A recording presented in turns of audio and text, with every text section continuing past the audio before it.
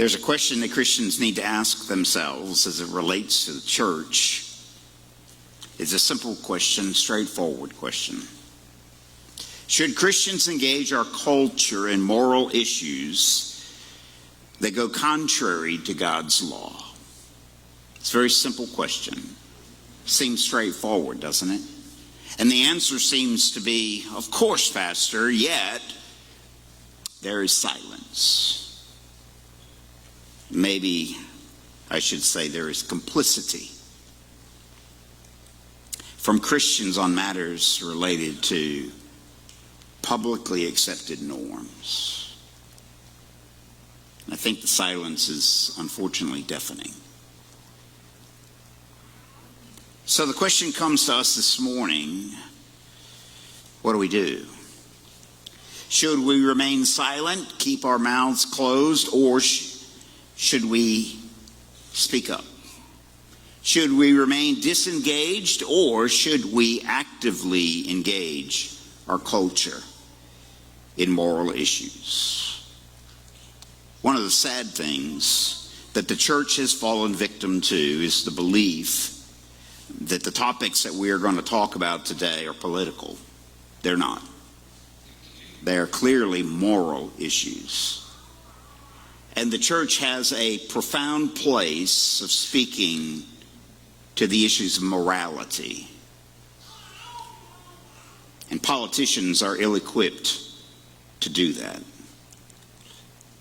As followers of Jesus Christ who are indwelt by the Holy Spirit, lying should be uncomfortable for us. Something that we strive to avoid. In fact, if you're a genuine Christian, any type of sin should be uncomfortable for us. Because the Holy Spirit lives in us, and He's the one that makes us uncomfortable. If you have comfort with sin, you may need to take a step back and look deeply at your heart. Because a comfort with sin is an indication of a deeper heart problem. But for those who are citizens of darkness, lying and deception aren't things that are frowned upon and aren't things that are avoided. In fact, it's a natural thing for those who are still under the rule of Satan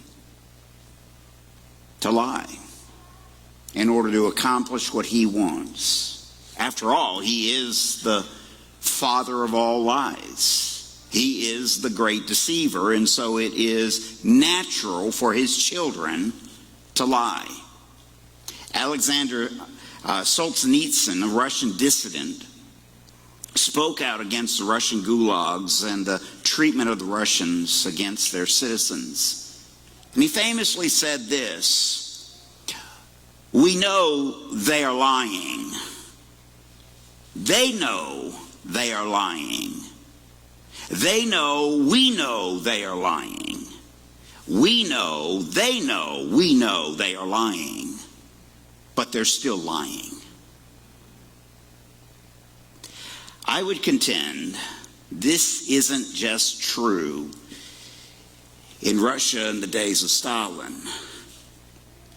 It is the cornerstone of life in America, in our politics, and in our media.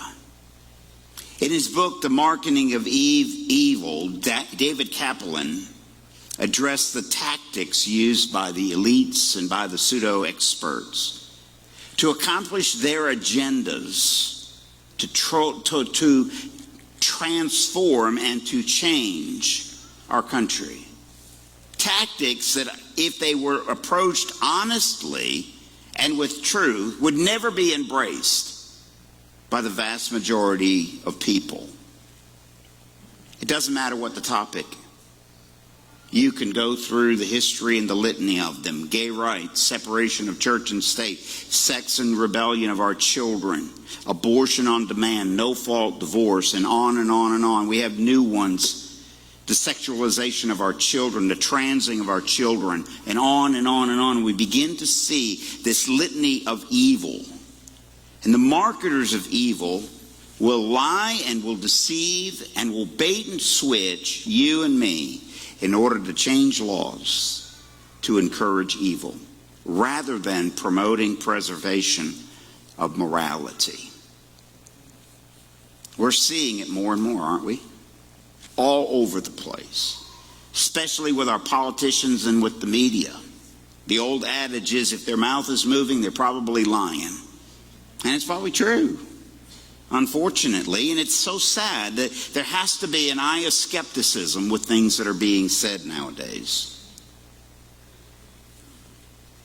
And yet, we have to. So in November, on the Florida ballots, those of you from Georgia, this applies to you just in different contexts, okay? So take it and apply it to you. But as Floridians, there are 6 amendments that are going to be on the ballot. 4 of them are initiated by our elected officials. And I think a healthy process that they went through to get those on. They debated those topics. They looked at them. They had people on both sides of the issue crafting it and bringing it to you and to me so that we can vote on it. But 2 of the amendments that are placed on and before the people are initiated by people, by citizens, so to speak, citizen groups. The reality is, by powerful people who've bypassed the legislative process in order to appeal to the people directly. And I would suggest appeal to our baser desires. Amendment number 3, the legalization of recreational marijuana use. Amendment number 4, proposing changes to the Florida abortion laws. The question comes is, what should our response as Christians be to these amendments, especially amendment number 4? Should we remain silent because we don't want to be political? Because, Pastor, there is a wall of separation between church and state that we must not divide? Or should we have a biblical response? Should we look at this and see these as moral issues in an ever-increasing immoral culture? Should we allow evil to continue unchecked? Or should we seek to slow this continual fade that's leading to an even greater grip of evil in our country? Now, before I begin, I need to say this, and I want to say this. For those hurt by evil, there is grace. There is grace. There are many women who have been hurt by the tragedy of abortion since it was legalized in 1973 and some before that. And it's very sad that the lies that underpin the issue of abortion have impacted your heart and impacted your life. You asked for advice, you asked for counsel, and someone told a lie to you. It's just a little mass of tissue, it's not a person. Your mom and dad won't understand. If you do it quietly, silently, they'll never know. They won't accept you if you have a baby when you're not married. And on and on and on come the lies, and with it come the deep regrets and the guilt after the procedure was complete, realizing it was a child. But now it's too late. So I want to begin with those that have had an abortion to say, there's grace. There's always grace. There's healing. There's help. There's hope. It is not the unpardonable sin. God is gracious and will forgive. And God can restore you as a daughter in Christ. Some of you have never walked through that expression of grace. I want to encourage you, contact the Pregnancy Center of Gadsden County. There is a Bible study that will begin in September. A Bible study that offers hope. A Bible study that offers healing. And I want to encourage you, don't continue to listen to the lies of the enemy who tell you you're not worth anything now, and God can never accept you. That's a lie.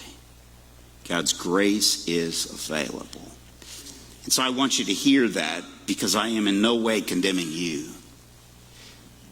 But there are individuals who are making decisions about life every single week. And it is for those who have to make a decision that we need to act. There is a misconception in our culture that if something is legal, then it must be morally acceptable. If our government approves of something, that it is for the good of everybody, right? The church at Corinth struggled with this. They had been saved out of a pagan culture, and they were struggling to make sense of what it meant to be a follower of Jesus Christ and how their faith influenced decisions that they made. And so they were still engaging in a lot of sexually immoral behavior. And Paul addressed this in 1 Corinthians chapter 6, verse 12. When he says, all things are lawful for me. And when he makes that statement, you'll notice that it's in quotation. And what that was is a common phrase that was used in their culture. People say, you know what, it's lawful for me. I can do it. It's legal. And Paul comes back and he rebuts it. But not all things are helpful. All things are lawful for me. But I won't be dominated by anything. You see, we live in a culture that has accepted immorality, and they say it's lawful for us to do it. But sometimes things that are lawful are not good for us. We need to understand that. Our young people need to understand that. Just because abortion is legal doesn't mean it makes it right. Just because it is legal does not mean it makes it beneficial for you, or something that we should contemplate or consider. The thought that legality is making it moral is a misnomer. During the Nuremberg trials after World War II, attorneys for the Nazis, war criminals, attempted to use the defense that their clients were only following direct orders of the government, and therefore couldn't be responsible for their actions. The thought, certainly if the government supports something, it must be acceptable to do. It must be right. The judge over the Nuremberg trials asked one simple question. Gentlemen, is there not a law above our laws? Is there not a law above our laws? And what that judge was asking is, isn't there a universal law that guides all laws? Romans chapter 2, verse 15 supports this judge's statement when it says, they show that the work of the law is written on their hearts, while their conscience also bears witness. You see, the law of God has been written on all of our hearts. Every single culture, every single person has the law of God imprinted on their heart. We know what is right and we know what is wrong. How do I know that? Murder is wrong in America. It would be wrong for me to go and kill Ernest Eason. It would be wrong for me to do that. You know what? It's wrong here in our country, and it would be wrong in the darkest, most remote African villages. It's wrong there too. It would be wrong if I went up to the North Pole and found somebody and murdered them there. Why? Because it is imprinted on our heart. The law of God is very clear. It is universal.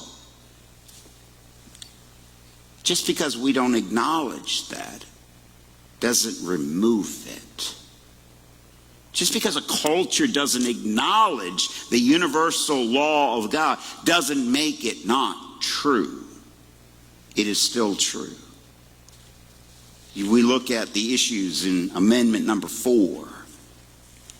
They title it fancifully, Amendment to Limit Government Interference with Abortion. How many of us don't want to limit government interference?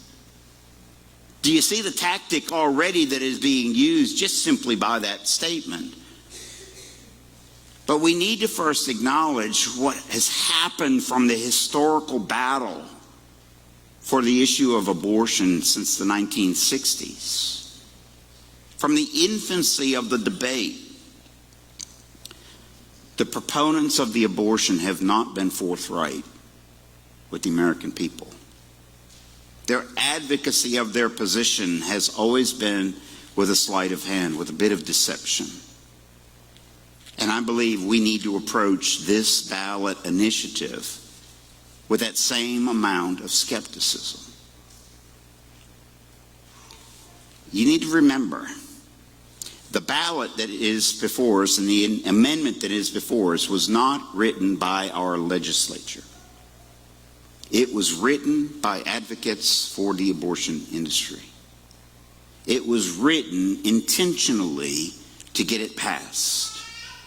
It was written with a vagueness about it so that it would be approved by most everybody. In fact, I've had people say, Pastor, I've read it and it doesn't seem too bad. But we need to understand that there is a deceptiveness about it. Ashley Moody, our Attorney General for the state of Florida, argued before the Florida Supreme Court that this amendment should not be placed on the ballot because it is intentionally deceptive and intentionally vague. And it would mislead Floridians into voting for something that they did not hold to be true. Let me read the ballot for you. It says, no law shall prohibit, penalize, delay, or restrict abortion before viability or when necessary to protect the patient's health as determined by the patient's health care provider. This amendment does not change the legislature's constitutional authority to require notification to a parent or a guardian before a minor has an abortion. Now, what I want you to notice is I want you to notice the language that is used. The first thing I want you to notice is that statement, no law. No law shall prohibit, penalize, delay, or restrict abortion. Now, when I read that, it means to me no law currently and no law in the future can be enacted to change this amendment. And so what they want to do is they want to codify forever the legal right to an abortion for any reason. The second thing I want you to notice is the word viability. No law shall prohibit an abortion before viability. As I have studied this out, it is interesting to notice that every explanation of this amendment states viability is generally accepted to be 23 to 24 weeks. I just have one simple question. Why did you not put that in this amendment? Why leave it vague? Why leave it undefined? If you were to go back and you were to look at our ballot, some of you remember, you've been voting a while, you can remember the length of some of the amendments that we voted on. I mean, columns, and on those columns were specific definitions of words that were in the amendment so we as Floridians would understand what those terms meant. No such definitions are provided for us. So your definition of viability may be this, but their definition of viability may be something completely different. Understand that. The vagueness is intentional. Third thing I want you to notice, the patient's health. I want you to notice that it does not define the patient's health. It just simply says it is for the patient's health. We would sit there and say, well, what do you mean? In extreme cases where the mother's life is in danger? They do not define that. They leave it open.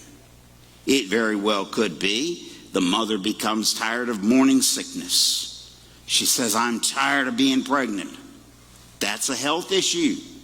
And according to the vagueness of this summary, that could be a viable reason.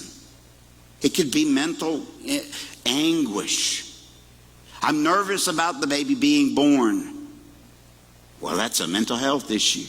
We need to terminate this child's life. There is vagueness in this phrase, health conditions. The patients. By the way, I was looking at this and reviewing this morning, and it struck me. Who can have a baby? A woman. What language do they use in this? A patience. Wonder why they didn't use a woman's health and use patient. I digress. Look at the next word. The healthcare provider. Now, I was watching part of the football. I didn't make it through the whole thing. I couldn't. Some of you that watched the game know exactly what happened. Wonder who quit first, you or me. But a commercial for Vote Yes on 4 came up. And you will notice that the language that they use on the commercial to get everybody to buy into it is that the choice should be between the woman and her doctor. Do you notice they do not use the phrase doctor? They use healthcare provider. They could have put a medical doctor. They did not. Who is a healthcare provider? It could be anyone. It could be a worker at a clinic who has no medical training but wears a, just had a brain freeze. Scrubs, thank you. Wears scrubs and looks like a medical person,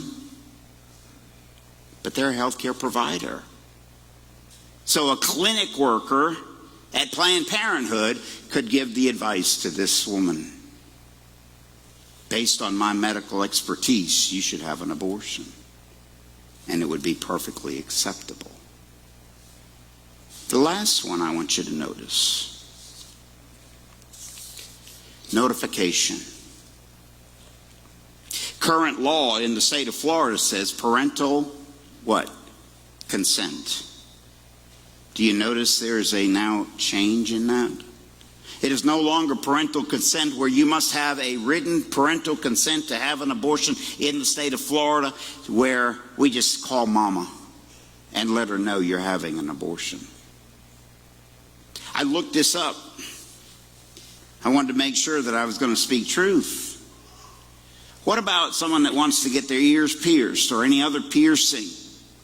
Still in the state of Florida, you must have parental consent to get a piercing,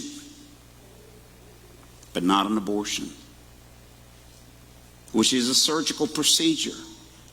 I remember when our children, I know that's a while ago, had ears and they had to have their tubes put in. Guess what Teresa and I had to do? Both of us had to sign, we agree to let you do this surgery on our child. Yet this is just simply a notification. And if you say, no, I'm sorry, we just notify you that she's going to have this done. Do you see the deceptiveness, the vagueness of this amendment? You say, well, Pastor, what is the biblical foundation for action? What should be our response? Should we as Christians actively oppose this amendment? And why, from a biblical point of view, should this amendment be defeated? I believe that we as Christians do have a mandate, a biblical mandate, to seek the well-being of our society. As Christ followers, the scriptures inform our understanding of what is right and what is good. And we need to allow God's word, God's unchanging truth, to direct our actions and our beliefs. And the truth is that all of laws, all basic laws of man, no matter what the culture is, are based upon God's immutable laws. It doesn't matter where you go, the universal laws are the same. Stealing is always wrong, whether you're here or whether you're in India or China or Australia. If I were to walk through the airport in England on my way to India and I were to take something and steal something, guess what? It would be wrong. Why is it wrong there? Because it is a universal law that is written on the heart of man. Harming other human beings is always wrong, no matter what culture you go to. You say, well, wait a minute here, Pastor. I know cultures that are built on cannibalism, but do you know something about those cannibals? Cannibalism of others outside the culture is okay, but any harm to another person in your culture is deemed inappropriate. It's interesting, isn't it? Because they understand there's value in human life. You see, the immutable laws of God are universal. They're unchanging. And just because a society deems that they go against somebody's personal rights and personal freedoms is not an acceptable reason to overthrow God's universal laws. In fact, stop and think about it this way. All laws restrict personal freedom. You doubt that? You're going to work tomorrow. You're late. You're driving down 27 and the light turns red.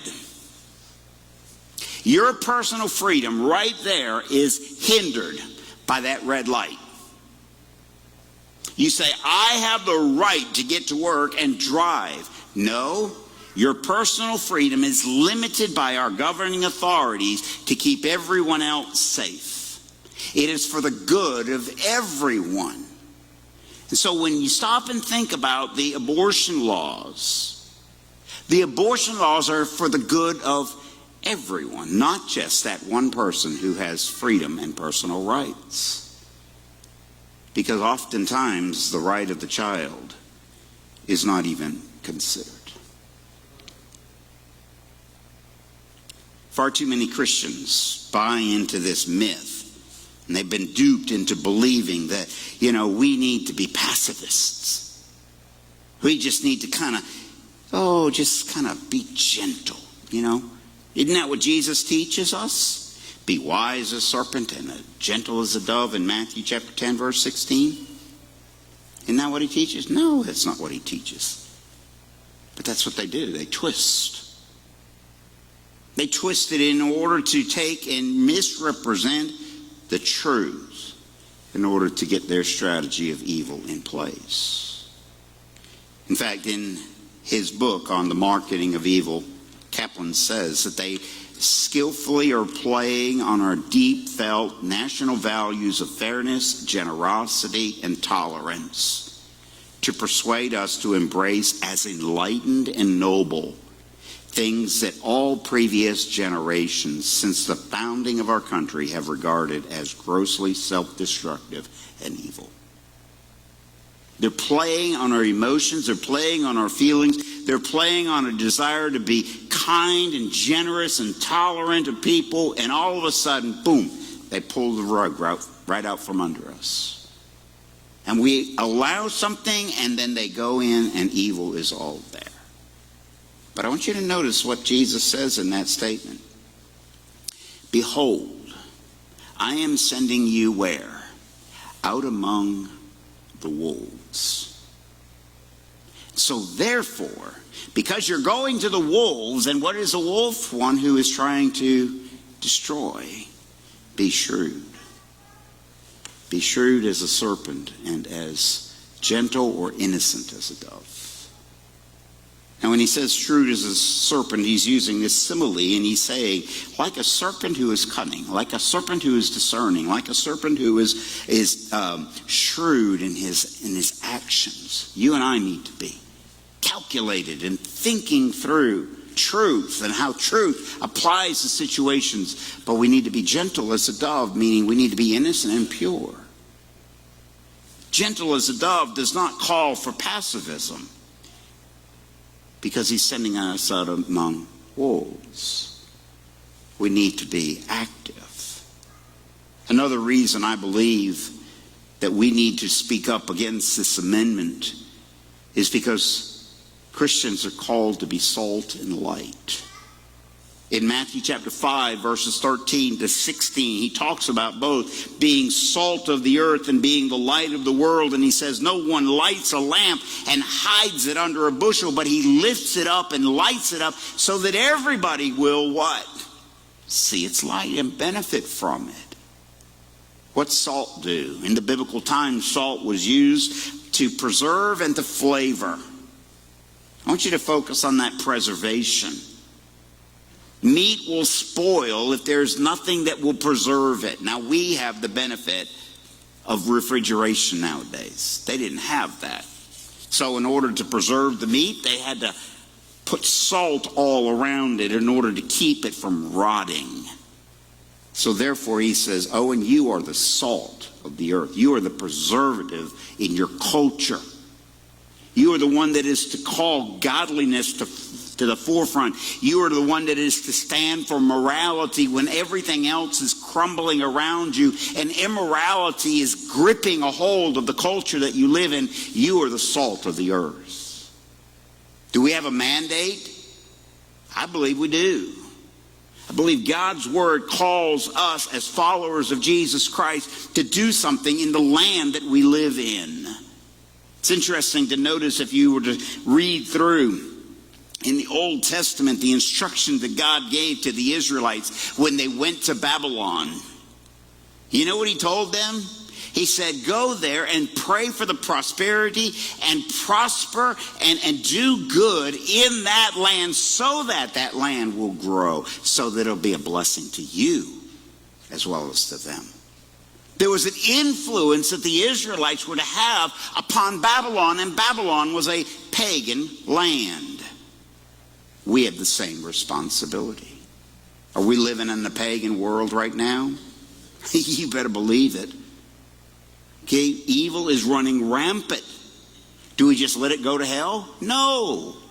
We are the salt of the earth. You and I are the preservatives. You are the ones that are standing for the voice. We are expressing our voice. We are standing for morality, and we are speaking truth in a world that doesn't want to hear truth. And yet, what the marketers of evil have done is silence the church. Because of the lies that they have spoken. There is a separation, a wall of separation. Oh, this is a political issue, Pastor. You cannot speak on the issue of abortion. It is a political issue. No, it is a moral issue.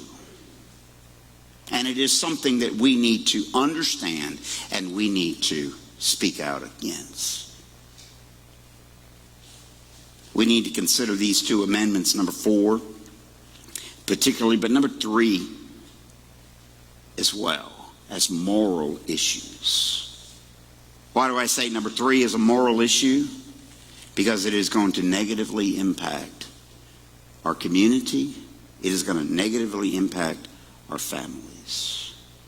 Speak to any parent who has cried themselves to sleep over a drug-addicted child, and you will know why number 3 is a moral issue. Because marijuana is a gateway to harder drugs and to a life of addiction. Understand this, church. I know May Nurseries has the signs up, and I'm seeing signs other places. Vote no on number 3, because we need to stand for truth and morality, and we need to protect those in our culture, those in our society. We also need to protect one another. What's it going to do if marijuana is legalized and people start driving while they're high? I know it's happening. And we're going to see more and more of this happening. We need to take a stand against this. You say, well, Pastor, there's nothing wrong with smoking a little doobie here and getting a little high. Hey, listen, many of you, you're adults and all. think about somebody else besides yourself. Think about the impact it's going to have on our society, on our college kids, their futures. Sometimes we need to make exceptions to our own personal freedom for the sake of somebody else. But number 4, I think is so critical. Some would say, Pastor, this is not my fight.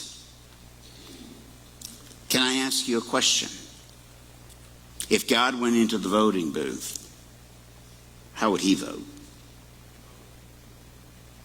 How would he vote on number 3? And how would he vote on number 4?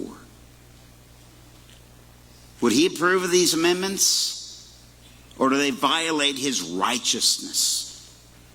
Do they violate his position on the value of human life and human suffering?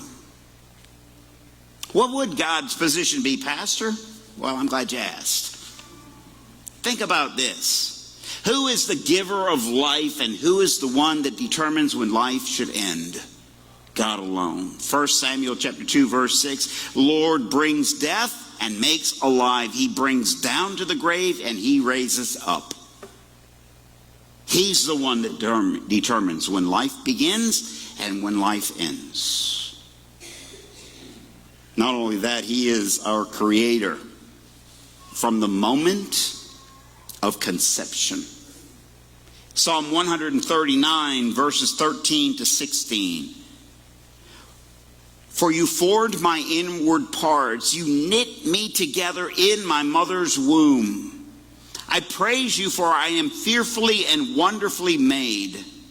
Wonderful are your works. My soul knows it very well. My frame was not hidden from you when I was being made in secret, intricately woven in the depths of the earth. Your eyes saw my unformed substance.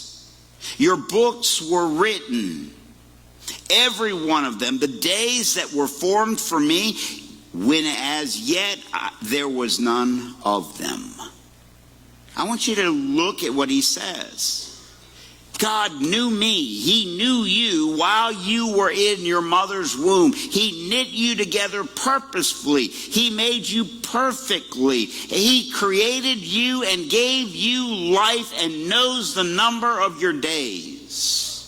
How does God feel about this? Life is precious to God.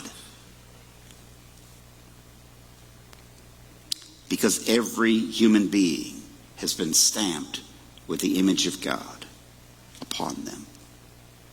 And therefore, every life should be protected, from the preborn to the infirmed to the elderly. When human life is devalued, a culture is in chaos, and lawlessness will soon overtake us. And are we not seeing that today? Because human life is of no value and is of no worth, and it is trickling out into other areas of our life and other areas of our society. Why? Because the righteous are silent. You say, well, Pastor, I don't know about this. One more verse.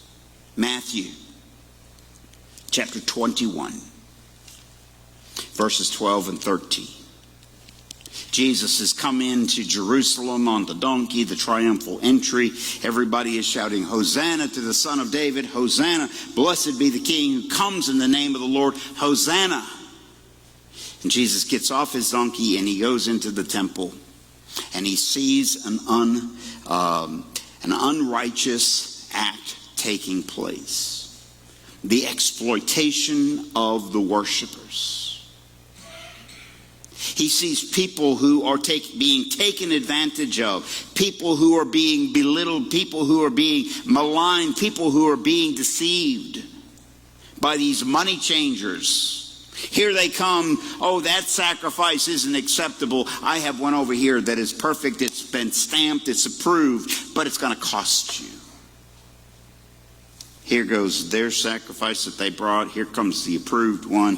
And their sacrifice soon becomes approved for somebody else to come in. And they were getting rich. How did Jesus feel about that? Oh, I don't want to get involved. I don't want to mess with anybody's business. I don't want to get out of line. I don't want to shake up the cart or anything else. No. What did Jesus do? He went in with a whip. And he cleared the money changers. And he overturned their tables. And he ran them off. Why? Because of the evil that they were perpetrating. Why is it that we who are called to walk in righteousness do not stand for righteousness in a culture that is filled with unrighteousness? Why is it that we feel like it is okay for us to be silent on something? That's just their choice. When we need to be the voice of the voiceless and speak up for those who cannot speak for themselves. I believe that God would say no to 4. I believe he'd say no to 3 too. Question is, how will we respond? Will we be silent? Oh, Pastor, I'll vote. Okay, good. Great. Will you talk to somebody? Will you encourage them to understand really what's happening with this amendment? The language that is being used, the deception that is going forth. If number 4 passes, and you and I find out later, and our culture finds out later, that this was a devastatingly stupid thing to do, you realize how hard it will be to overturn it? It will take 60% of Floridians to overturn it. No law will ever be able to be enacted that will overturn number 4. Please hear that one more time. No law will ever be able to be passed in our legislature that will overturn number 4 if it passes. The question is, how will we respond?